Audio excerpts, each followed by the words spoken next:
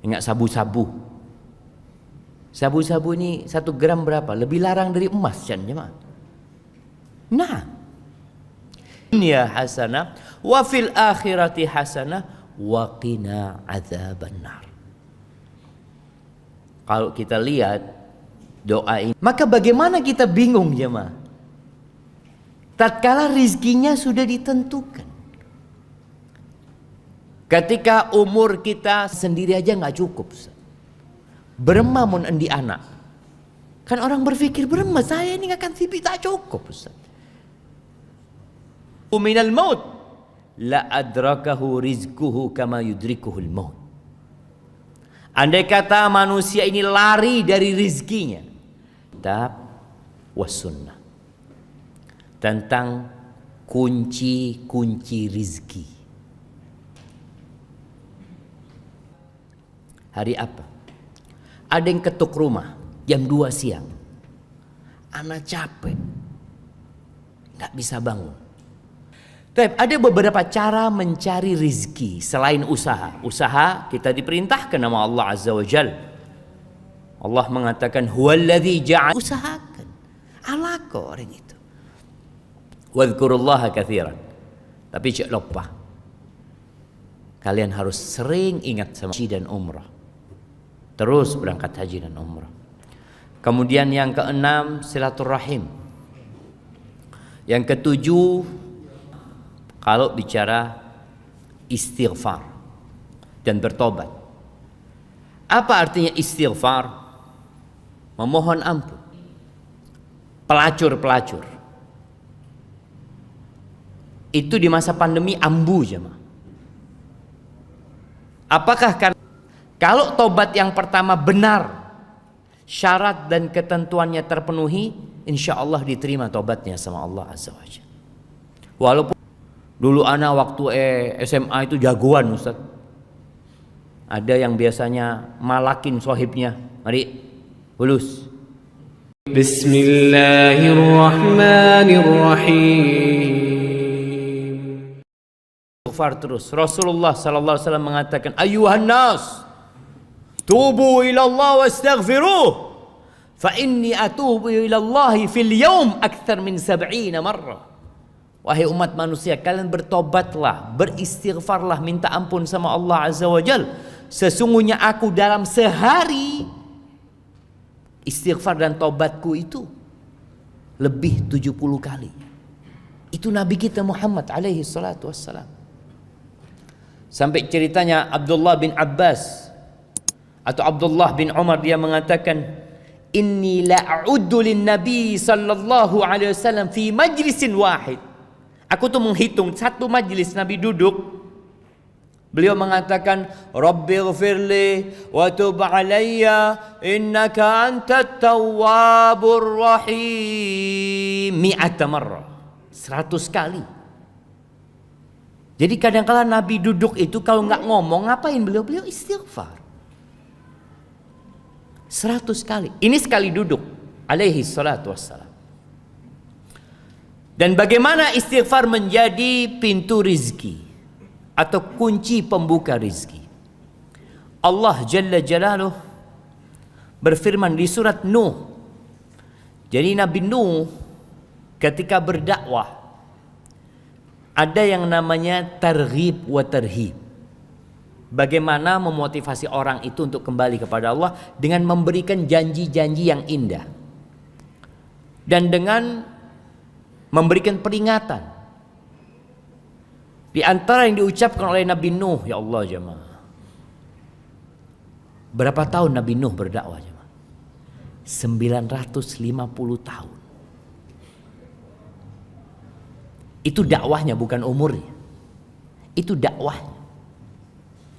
Berapa orang yang masuk Islam dari umatnya Nabi Nuh? Berapa jemaah? Nah, kata Allah, wa ma amana ma'ahu illa qalil. 950 tahun tidak beriman kepadanya kecuali qalil, sedikit ya. Ibnu Abbas menyebutkan 80 orang cuma. 80 orang. Kalau tiap tahun dapat 1 orang, seharusnya 950 orang. Ini 950 tahun dapatnya 80 orang. Tiap berapa tahun nambah satu orang saja? 15 tahun kira-kira. Allahu Akbar. Di antara yang Nabi Nuh katakan kepada mereka di surat Nuh ayat 10 sampai 12, faqultu astaghfiru rabbakum innahu kana ghaffara. Aku katakan kepada mereka, wahai Rabbku, minta ampunlah kalian kepada Rabb kalian. Allah itu Maha Pengampun. Allahu Akbar. Iya, di antara nama Allah itu Ghaffar, Ghafur, Ghafiridz dzamb wa Qabilit taub. Wallahi kalau kita datang menjumpai Allah dengan sepenuh bumi ini dosa, lalu kita minta ampun, diampuni enggak sama Allah Azza wa Jalla? Diampuni. Maka Nabi Nuh berusaha untuk menyentuh hati orang-orang yang sudah ratusan tahun menolak dakwah. Kalian minta ampun, Allah ampuni dosa kalian. Bagaimana Amr bin As ketika dia masuk Islam? Amr bin As ini termasuk tokoh yang menghambat jalannya dakwah sebelum dia masuk Islam. Sampai ketika sahabat Nabi hijrah ke Habasyah, Amr bin As datang ke Najasyi. Dia meminta kepada Raja Najasyi untuk mengembalikan orang-orang muslimin ke Mekah. Itu Amr bin As. Sampai seperti itu jahat. Ketika dia masuk Islam, dia mengatakan kepada Rasul SAW, ya Rasulullah, aku mau masuk Islam tapi punya syarat. Apa syaratmu? Syaratku Allah ampuni yang telah berlalu. Subhanallah. Takut Amr bin As. Mun saya masuk Islam, tusan saya pak kune catet saya lambok. Ya dia tahu dia punya dosa besar gitu. Maka Nabi SAW mengatakan, awa alimta ya Amr annal Islam yajubbu ma qablah wa taubata tajubbu ma qablah. Amr, engkau tahu enggak Islam itu menghapuskan yang dulu. Jadi nol ketika engkau masuk Islam, dan taubat itu menghapuskan yang telah lalu. Kemudian kata Nabi Nuh, yursilis samaa alaikum midrara. Allah akan kirimkan kepada kalian air hujan yang terus-terusan dan bermanfaat buat kalian. Itu kalau kita banyak istighfar, Allah kirimkan air hujan. Situ Bondo ini termasuk yang jarang hujan. Sebagian kita memang daerahnya jarang hujan. Yang punya situ Bondo siapa? Allah Jalla Jalaluh. Allah yang mengatur rezeki itu. Minta sama Allah dengan istighfar, Allah kirimkan air hujan. Wa yumdidkum bi amwal wa banin. Bukan cuma air hujan, Allah akan limpahkan kepada kalian harta. Dengan istighfar, Allah akan tambahin harta kalian dan anak-anak kalian. Wa yaj'al lakum jannatin wa yaj'al lakum anhar. Allah akan buatkan buat kalian taman-taman, kebun-kebun, sungai-sungai. Itu janji Allah Azza wa Jal. Wallah la yukhliful mi'ad. Dan Allah tidak pernah ingkar janji. Ahibati fillah, disebutkan bahwa Umar bin Khattab, ana izin minum dulu jemaah. Bismillah.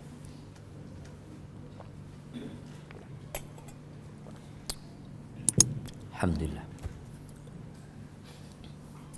Umar bin Khattab radhiyallahu taala anhu, sebagaimana diriwayatkan oleh Asy-Sya'bi, Umar ini minta hujan. Falam yazid 'ala al-istighfar hatta raja. Apa yang dilakukan Umar? Dari mulai keluar rumahnya sampai dia ke tempat sholat istisqa, yang dilakukan Umar cuma istighfar. Astaghfirullah, astaghfirullah, astaghfirullah, terus. Faqila lahu ma sami'nak istaqait. Kok kami tidak mendengar engkau minta hujan? Kami enggak mendengar engkau minta hujan. Minta apa Umar? Minta ampun, bukan minta hujan. Faqala talabtul ghaith bimajadihi sama allati yustanzal bihil qatar. Aku meminta hujan dengan bintang-bintang langit atau pembuka-pembuka pintu langit yang dengannya diturunkan hujan. Lalu Umar membaca firman Allah, istaghfiru rabbakum innahu kana ghaffara yursilis sama alaikum midrara. Allah akan kirimkan hujan yang berlimpah buat kalian. Ketika terjadi kebakaran hutan, banyak manusia berpikir bagaimana mematikan api tersebut. Dengan cara, Masya Allah, anak ingat di Riau itu, pemerintah itu bikin parit jemaah. Jadi supaya apinya ini tidak nyambung gitu loh jemaah, tidak membakar hutan. Akhirnya dibikin parit. Kalau ada air kan tidak bisa api itu. Allah kirimkan angin, apinya dibawa angin. Entara kemana? Ada yang bikin hujan buatan. Pakai apa? Pakai pesawat, pakai helikopter ya, atau garam atau apa kata mereka yang di awan itu. Masya Allah, dente beda angin. Awannya pergi ke tempat lain, hujannya bukan di situ, tempat lain.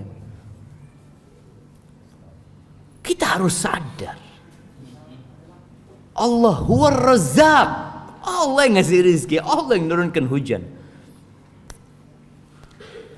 Nah, itu Umar bin Khattab.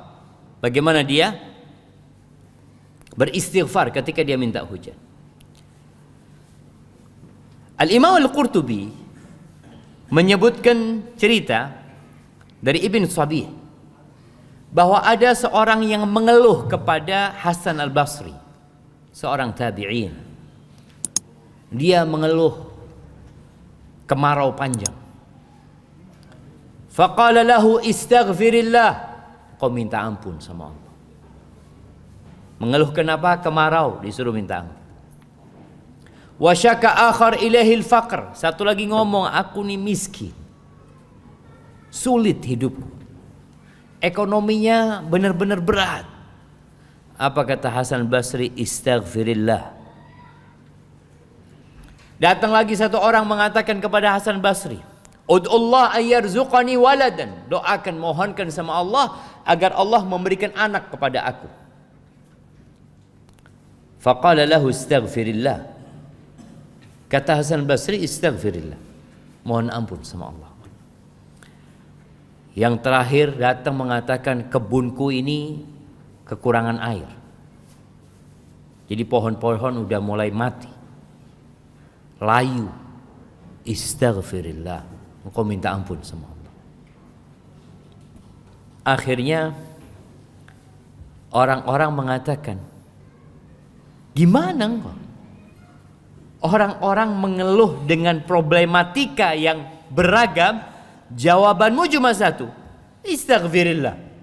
Maka pizro istighfar. Faqala ma qultu min indi syai'an, aku menyampaikan itu bukan karena pendapatku. Innallaha ta'ala yaqul fi surati Nuh, kata Hasan Basri, Allah berfirman di surat Nuh, ayat yang tadi kita baca. Faqultu astaghfiru rabbakum innahu kana ghaffar. Jadi ahibati fillah, buat teman-teman nih, buat kawan-kawan yang di PHK, yang kesulitan cari pekerjaan, kita tuh apa mindsetnya, ingin kerja sama orang. Makanya kenapa pendaftaran pegawai negeri itu ramai coba. Apakah sampai hari ini dibuka pendaftaran jadi pengusaha? Ada pendaftaran jadi pengusaha? Enggak ada. Karena pintu untuk jadi pengusaha nggak pernah ditutup. Tapi orang pakun terus jadi pegawai. Kalau antum mengeluhkan nggak diterima kerja, lamaran ditolak, banyak-banyak istighfar. Mohon ampun kepada Allah Azza wa Jalla. Boleh jadi rezeki antum bukan jadi pegawai, jadi pengusaha. Berapa banyak cerita jemaah, banyak cerita. Seorang yang ya dia mau bekerja di sebuah perusahaan jadi cleaning service. Setelah interview ditanya emailnya mana, tak di email kan dia. Wah, tak di email, tak bisa saya terima. Akhirnya tidak diterima dia. Karena tidak diterima, dia akhirnya jualan tomat. Cerita ini banyak cerita sebenarnya. Jadi di antara ini orang jualan tomat, aleng-leng ke perumahan, sampai dia bisa punya gerobak, sampai dia punya mobil, sampai sukses dia jualan tomat. Karena sudah besar usahanya, dia ya harus urusan sama bank ini itu, taruh fulus apa macam-macam, sudah asuransi. Ketika dia lagi urusan administrasi itu, ditanya lagi, "Bapak emailnya mana?" Nggak punya email, kata dia. Kata pegawai banknya mengatakan, "Bapak ini nggak punya email, bisa sukses seperti ini. Gimana kalau punya email?" Kata dia. "Cleaning service saya kalau punya email." Lambe itu cleaning service. Gara-gara tak di email, usaha. Kalau punya email jadi cleaning service sudah.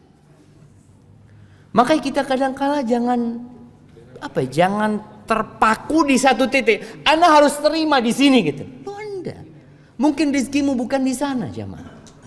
Allah subhanallah, betapa banyak Allah berbagi rezeki dengan cara yang macam-macam. Makanya kalau di Indonesia ada orang mati kelaparan, bingung gitu nih. Lautan begitu luasnya. Orang tinggal ke laut mancing oleh cukup. Cuma orang kan males, nggak mau capek. Maunya yang duduk pagi hari, pakai baju rapi, berangkat, dilihat sama tetangga-tetangganya, "Entera kemana?"